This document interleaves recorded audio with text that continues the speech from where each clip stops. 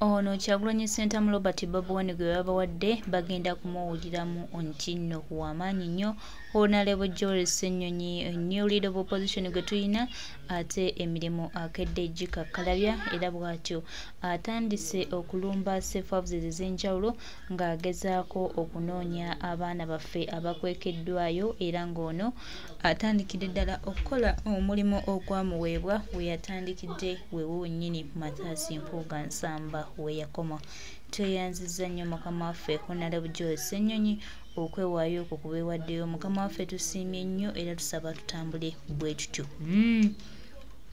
Agali awamu ge galuma ennyama. Tuli basiimu nnyo mukama waffe, tuwagala tutambulire mu eno embeera ey'okuteeka ku gavumenti ya Yoweri Kaguta Museveni ku pressure paka lwenawulira nga kyetaagisa okutuwa abantu baffe era tubasuubiza nti bajja batuwa oba baagala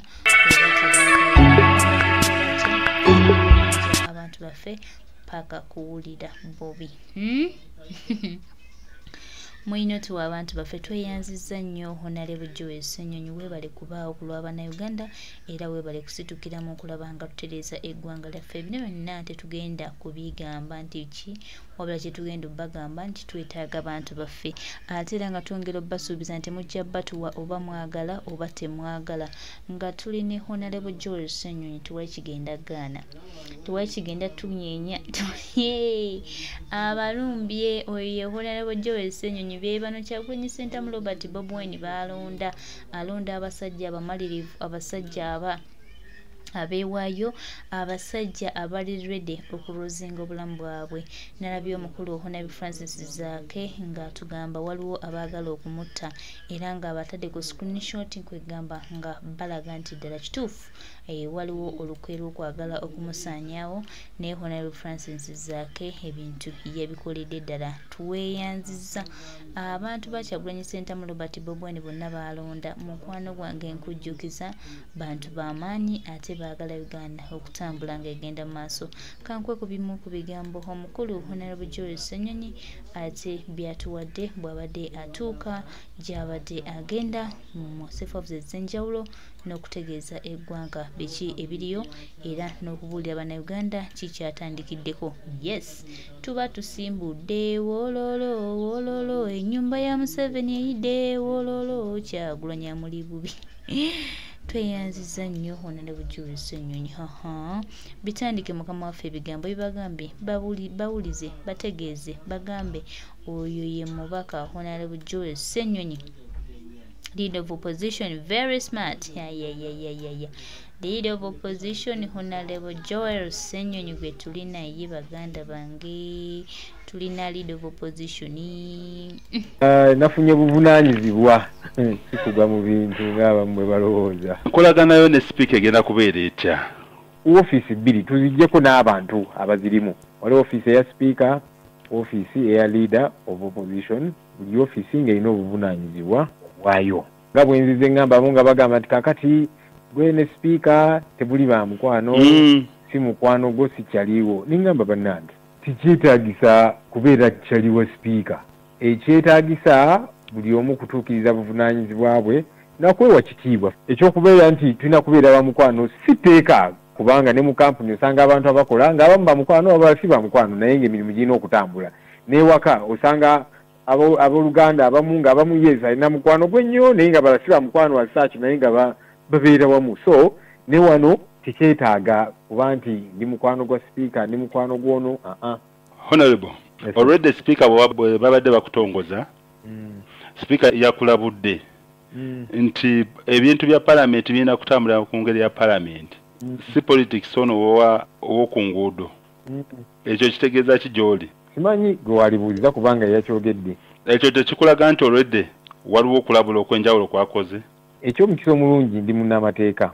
Amateeka nga manyi era galambika bulungi obuvunaanyizibwa obwange nga leader of opposition bwe nina okwasaganya. So amateeka go nga bwenzize ngatuukiriza ne gye mbadde mu kakiiko ka Senaki jasigala nga ndi ku mateeka okuteeka kazito ku gavumenti ekiri mu tteeka, keeping the government in check, okugirondoola okulaba nti yekola ebisaanidde okukolebwa. Olowooza okukola kino tekyetaaga okubawo n'enkolagana ennungamu. Buli omu alina ategeera buvunaanyizibwa bwe ne twewa ekitiibwa mu kukola emirimu gyaffe. Already Speaker yaganye ekifo kya Honorable Zaake kye mwabadde mumulonzeemu. N'agamba ebyo byabadde byanswa. Ekifo ekyo tekitandise ku luno, kyatandika mu paalamenti ewedde era kizze kibeerawo ebbanga lino lyonna nga kimanyikiddwa ne ofiisi weeri ng'eriko n'akagambo Deputy Chief Opposition Whip. So yes, ekifo kiyinza okuba nga tekiri mu constitution naye nga kyateekebwawo olw'okuddukanya obuvunaanyizibwa. Era waliwo ebifo ebimu nga weewaawo tekiri mu constitution as such naye mukola emirimu ne mulaba nti kino ekifo kyetaagisa olw'okuddukanya obuvunaanyizibwa buno. So bwe kityo bwe kiri. So wagamba nti kiri mu constitution, yes, mutuufu tekiri mu constitution naye kyateekebwawo okuddukanya internally ekitandise kaakano. Yes, Speaker yagambye mu rules of procedure za parliament tekiriimu. Era ekibuuzo nakyo nkizeemu tekiri mu structures ez'amateeka ife tukitonzeewo. Lopo era bwe tujjidde mu kiseera kino nga abakozi abaweerezebwayo ekibiina kya NOP contract zaabwe baaganyozizza obujja. Kino tekiraga bad blood, enkolagana already etandise okubaawo wakati wammwe n'abakulembeze ba paalamenti. Kyennagambye nti ngenda kwengejinga okusooka okutegeera kyabaddewo kitya, lwaki zino contracts tebaagala kuzirenewinga era ensonga zino zize zitambula zitya luno, lwaki kiri bwe kiti, era ninza okuwulira okuddibwamu kwe naafuna kubanga kino kyabaddewo nga sinayingira ofiisi. Bwe kibanga kye kituufu era nga ansa gye bajja okugenda kukola kyekirala, awo bwe tunaatuukawo tujja kulaba kye tuzzaako. Ababaka ba paalamenti abamu honorable baadde beemulugunya nti bali tojja mu nkiiko zaabwe. Nkiiko kyezo eza opposition Buganda Caucus obadde tojjaayo. Wakabeerawo meeting meka eza Buganda Caucus? Waliwo enkiiko ezibadde ziyitibwa Lopo Omukadde nazo obadde tozeetabaamu ero. Shadow cabinet, so committee chairperson ayinza obutabeera mu buli meeting ya buli week kubanga meeting nga bwe begenda maaso ate ndi mukubiriza lukiiko lwa Kosase. Olaba kati nga sobola kubeera mu meetings ebbiri nga ba committee chairpersons tetubeera mu buli meeting kubanga meeting bwe ziba zigenda mu maaso naffe tuba tukubiriza enkiiko committee zaffe, naye nga era tufuna time ne tujja mu meetings ezo ne tuwa update naki ebyo simanyi wawe mu bijja bannange. Amole galaze nti obadde tozigendamu anti nga kiyinza kubeera mu buli meeting kitegeerekeka, so simanyi obuzibu obwo wawuva naye emirimu gijja tambula. Honorable Joel katumaliriza abantu basuubire ki mu buweereza bwo, kipya kikyozeese? Nja kwesigama nnyo ku mateeka wentandikira nga munnamateeka. Keeping government in check kuba kulondoola government nakugiteekako akazito olaba nti ekola ekituufu. Sente y'omusolo ekozesebwa etya, service delivery obuweereza buli butya, bino ebyokutulugunya abantu ebyokubabuzaawo okubalaba nti tubateeka ku nninga ku nsonga zino. Naye buli n'oli abaddeko byabadde akola honorable. Kakati oyagala tulekeraawo bikola. Abantu baagalayo ekipya.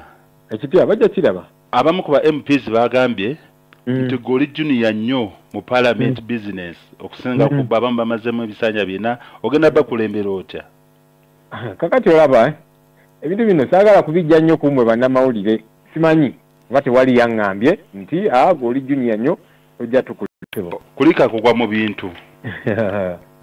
Nafunye buvunaanyizibwa sikugwa mu bintu ng'abamu bwe balowooza. Nkolaganayo ne Speaker egenda kubeera etya? Ofiisi bbiri tuziggyeko n'abantu abazirimu. Waliwo ofiisi eya Speaker, ofiisi eya Leader of Opposition, buli ofiisi ng'erina obuvunaanyizibwa bwayo. Nga bwe nzize ŋŋambamu nga bagamba nti kakati gwe ne Speaker tebuli ba mukwano, si mukwano gwo si kyaliwo. Niŋŋamba bannange tikyetaagisa kubeera kyaliwo Speaker. Ekyetaagisa buli omu kutuukiriza buvunaanyizibwa bwe nakwewa kitiibwa. Ekyokubeera nti tulina kubeera ba mukwano si tteeka kubanga ne mu kampuni osanga abantu abakola ng'abamu ba mukwano abalala si ba mukwano naye ng'emirimu girina okutambula. N'ewaka osanga abooluganda abamu ng'abamu yes alina mukwano gwe nnyo naye nga balala si ba mukwano wasaaki naye nga babeera wamu. So ne wano tekyetaaga kuba nti ndi mukwano gwa Speaker ndi mukwano gw'ono. Honorable, already Speaker bwe babadde bakutongoza, Speaker yakulabudde nti ebintu bya parliament birina kutambulira ku ngeri ya parliament, si politics ono ow'oku nguudo. Ekyo kitegeeza ki gy'oli? simanyi gwe walibuuliza kubanga yakyogedde.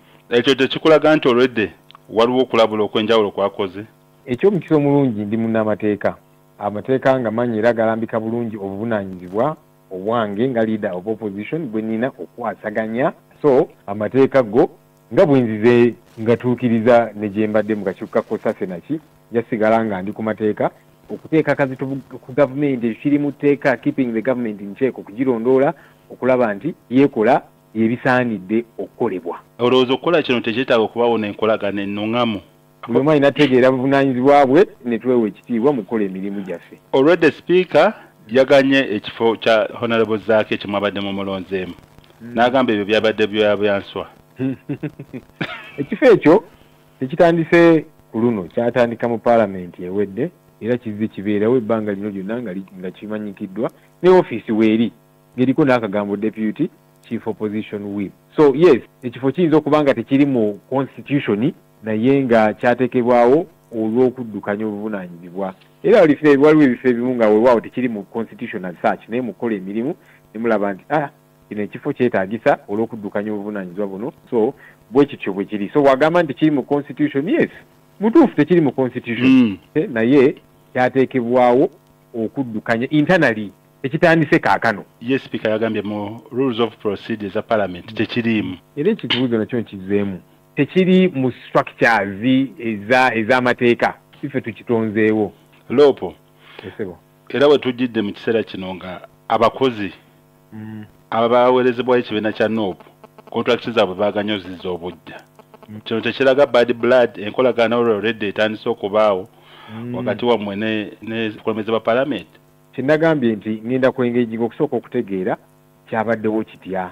Lwaki zino contracts tebaagala kuzirenewinga era ensonga zino zize zitambula zitya. Luno lwaki kiri bwe kiti era ninza okuwulira okuddibwamu kwe naafuna kubanga kino kyabaddewo nga sinayingira ofiisi. Bwe kibanga kye kituufu era nga ansa gye bajja okugenda kukola kyekirala. Awo bwe tunaatuukawo tujja kulaba kye tuzaako. Ababaka ba parliament abamu honorable baadde bemulugunya nti bali tojja mu nkiiko zaabwe. Nkiiko kyezo? Eza opposition. Buganda Caucus obadde tojjaayo. Wakabeerawo meeting meka eza Buganda Caucus? Waliwo enkiiko ezibadde ziyitibwa Lopo omukadde nazo obadde tozeetabaamu ero. Shadow cabinet. So committee chairperson ayinza obutabeera mu buli meeting ya buli week kubanga meeting nga bwe begenda maaso ate ndi mukubiriza lukiiko lwa Kosase. Olaba kati nga sobola kubeera mu meetings ebbiri. Nga ba committee chairpersons tetubeera mu buli meeting kubanga meeting bwe ziba zigenda maaso naffe tuba tukubiriza enkiiko committee zaffe. Naye nga era tufuna time ne tujja mu meetings ezo ne tuwa update naki. Ibyo simanyi wawe mu bijja bannange. Amole galaze nti obadde tozigendamu. Anti nga kiyinza kubeera mu buli meeting kitegeerekeka. So simanyi obuzibu obwo wawuva naye emirimu gijja tambula. Honorable Joel katumaliriza. Abantu basuubire ki mu buweereza bwo kipya kikyozeese? Nja kwesigama nnyo ku mateeka wentandikira nga munnamateeka. Keeping government in check kuba kulondoola government na kugiteekako akazito kulaba nti ekola ekituufu. Ssente y'omuwomusolo ekozesebwa etya? Service delivery obuweereza buli butya? Bino ebyokutulugunya abantu ebyokubabuzaawo okubalaba nti tubateeka ku nninga ku nsonga zino. Naye buli noli committee zaffe naye nga era tufuna time ne tujja mu meetings ezo ne tuwa update naki. Ibyo simanyi wawe mu bijja bannange. Amole galaze nti obadde tozigendamu. Anti nga kiyinza kubeera mu buli meeting kitegeerekeka. So simanyi obuzibu obwo wawuva naye emirimu gijja tambula. Honorable Joel katumaliriza. Abantu basuubire ki mu buweereza bwo kipya kikyozeese? Nja kwesigama nnyo ku mateeka wentandikira nga munnamateeka. Keeping government in check kuba kulondoola government na kugiteekako akazito kulaba nti ekola ekituufu. Ssente y'omuwomusolo ekozesebwa etya? Service delivery obuweereza buli butya? Bino ebyokutulugunya abantu ebyokubabuzaawo okubalaba nti tubateeka ku nninga ku nsonga zino. Naye buli noli abaddeko byabadde akola honorable. Kakati oyagala tulekeraawo bikola? Abantu baagalayo ekipya. Ekipya bajja kiraba. Abamu ku ba MPs baagambye nti goli junior nnyo mu parliament business okusinga ku abamu bamazemu ebisanja bina ogenda bakulembera otya? Kakati olaba genda maaso ate ndi mukubiriza lukiiko lwa Kosase olaba kati nga sobola kubeera mu meetings ebbiri nga ba committee chairpersons tetubeera mu buli meeting kubanga meeting bwe ziba zigenda mu maaso naffe tuba tukubiriza enkiiko committee zaffe naye nga era tufuna time ne tujja mu meetings ezo ne tuwa update naki ebyo simanyi wawe mu bijja bannange amolegalaze nti oba tozigendamu anti nga kiyinza kubeera mu buli meeting kitegeerekeka so simanyi obuzibu obwo wawe buva naye emirimu gijja tambula. Honorable Joel okatumaliriza abantu basuubire ki mu buweereza bwo kipya kikyozeese? Nja kwesigama nnyo ku mateeka wentandikira genda maaso ate ndi mukubiriza lukiiko lwa Kosase olaba kati nga sobola kubeera mu meetings ebbiri nga ba committee chairpersons tetubeera mu buli meeting kubanga meeting bwe ziba zigenda mu maaso naffe tuba tukubiriza enkiiko committee zaffe naye nga era tufuna time ne tujja mu meetings ezo ne tuwa update naki ebyo simanyi wawe mu bijja bannange amolegalaze nti oba tozigendamu anti nga kiyinza kubeera mu buli meeting kitegeerekeka so simanyi obuzibu obwo wawe buva naye emirimu gijja tambula. Honorable Joel okatumaliriza abantu basuubire ki mu buweereza bwo kipya kikyozeese? Nja kwesigama nnyo ku mateeka wentandikira nga munnamateeka keeping government in check kuba kulondoola government nakugiteekako akazi genda maaso ate ndi mukubiriza lukiiko lwa Kosase olaba kati nga sobola kubeera mu meetings ebbiri nga ba committee chairpersons tetubeera mu buli meeting kubanga meeting bwe ziba zigenda mu maaso naffe tuba tukubiriza enkiiko committee zaffe naye nga era tufuna time ne tujja mu meetings ezo ne tuwa update naki ebyo simanyi wawe mu bijja bannange amolegalaze nti oba tozigendamu anti nga kiyinza kubeera mu buli meeting kitegeerekeka so simanyi obuzibu obwo wawe buva naye emirimu gijja tambula. Honorable Joel okatumaliriza gondoola gavumenti nakugiteekako akazito olaba nti ekola ekituufu ssente y'omuwomusolo ekozesebwa etya service delivery obuweereza buli butya bino ebyokutulugunya abantu ebyokubabuzaawo okubalaba nti tubateeka ku nninga ku nsonga zino naye buli n'oli abaddeko byabadde akola. Honorable kakati oyagala tulekeraawo bikola abantu baagalayo ekipya bajja kiraba abamu ku ba MPs baagambye nti goli junior nnyo mu parliament business okusinga ku abamu bamazemu ebisanja bina ogenda bakulembera otya? Kakati olaba ebintu bino saagala kubijja nnyo kumwe bannamawulire simanyi nga tewali yaŋŋambye nti goli junior nnyo ojja tukulembera singa kiwulira.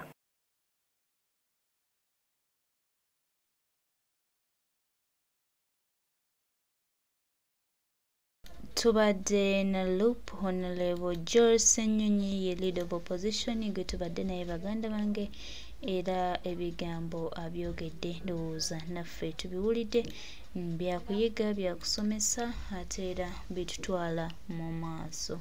Tweyanzizza nnyo mukama waffe leader of opposition webale kwogera bigambo webale kusomesa ggwanga nakulaga bannayuganda kituufu tutambulira tutambule bwe tutyo tujja funa Uganda ennungi gye tujja okweyagaliramu nga ffe bannayuganda era nga bannansi. Tumanyi bulungi nti His Excellency Alulanye Ssentamu Robert Bob Wine mukama waffe ng'atukulembedde okutwala mu maaso tuwali kigenda Ghana era tusuubira nti tujja kuba bawanguzi.